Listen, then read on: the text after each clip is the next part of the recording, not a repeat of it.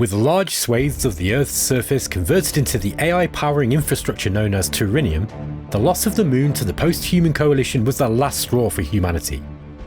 In recognition of the threat of their extinction at the hands of a cabal of fully synthesized post-humans, the United States of America and Europe pushed aside long-held differences and joined forces with Russia, China and other world leaders to create the United Earth Force, or UEF. This momentous occasion is overshadowed by the severity of the threat humanity now faces, not just from the PHC, but from the artificial intelligence substrate too. The UEF make great use of infantry in their combined arms forces, and while they're often outgunned, what they lack in firepower they make up for with numbers. Even better, they wield the sum total of humanity's combined military experience accumulated over millennia of war. The UEF are adept tacticians and are masters of combined arms warfare. Every tool in their toolset has a critical role to play in battle. Whether mounting a daring raid on enemy resource structures, drawing an overconfident enemy into an inescapable trap with a carefully executed fighting retreat, or cowing their rivals with a classic shock and awe air campaign, the UEF know how to fight and win. Let's review some units that the UEF have at their disposal.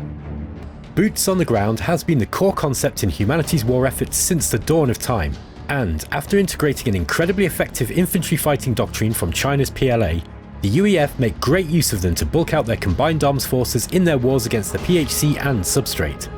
With the Turinium Moon an ever-visible symbol of humanity's weakening grip on the solar system, recruits sign up in their thousands to join the war and reclaim their solar system. Infantry can be outfitted to face either soft or hard targets, and both types are often fielded together to protect one another. Small, slow and squishy, massed infantry nevertheless outputs a terrific amount of firepower, and provides so many targets that tanks and other single unit focused weapon systems struggle to effectively kill them all before they're overwhelmed themselves. However, they're vulnerable to swarm-sized opponents, are hard countered by artillery bombardments which will obliterate massed infantry formations with little effort, while bombers dropping high explosive ordnance will make short work of them too. But when properly supported by tanks and protected from artillery and airstrikes as part of a combined armed force, infantry can be absolutely devastating. They excel in defensive situations where they're less limited by their relative lack of mobility, but if properly protected can form an effective, if somewhat slow-moving assault force too. Infantry are recruited from the barracks. The Pathfinder is the UEF's dedicated reconnaissance vehicle with a good radar and long spotting range. This is the UEF's first choice for scouting the battlefield and is recruited from the motor pool. Its primary offensive and defensive capability is its relatively rapid movement speed, facilitating sweeping flanking maneuvers or quick reinforcement of beleaguered armies, although it's armoured enough to take a few knocks in those roles. However, it's not designed to stand up against any serious resistance and will usually only be included in dedicated fighting units to lend its excellent radar coverage to its host army. The Pathfinder is the UEF's primary choice for capturing less well-defended region nodes, but will often require assistance from the Leopard 4 when striking out further afield to claim regions with more substantial Guardian forces. The Leopard 4 4th generation main battle tank is the primary frontline fighter for the UEF and acts as the tip of the spear in any serious land engagement. These war machines are top of the line and the best that humanity has to offer at the start of the war, but one-to-one they're often outmatched by their PHC and substrate rivals, who wield phenomenally advanced technology.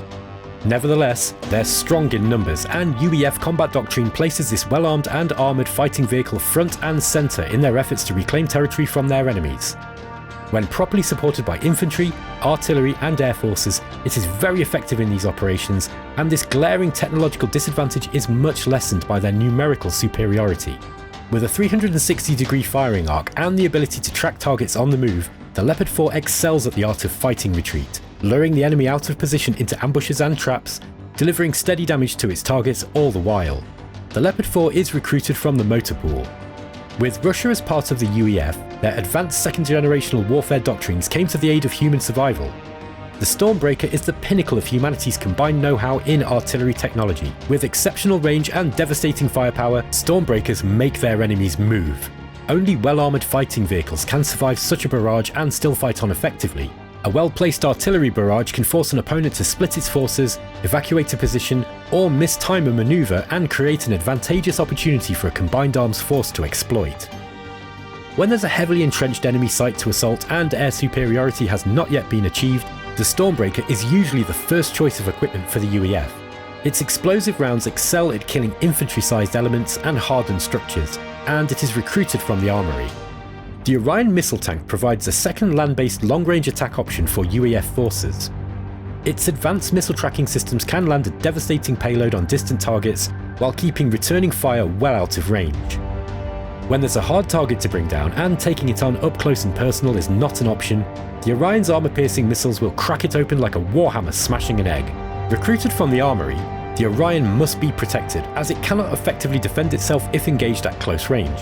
But when used correctly, it can apply acute pressure to an enemy army, force maneuver, or snipe out high-value targets from a safe distance.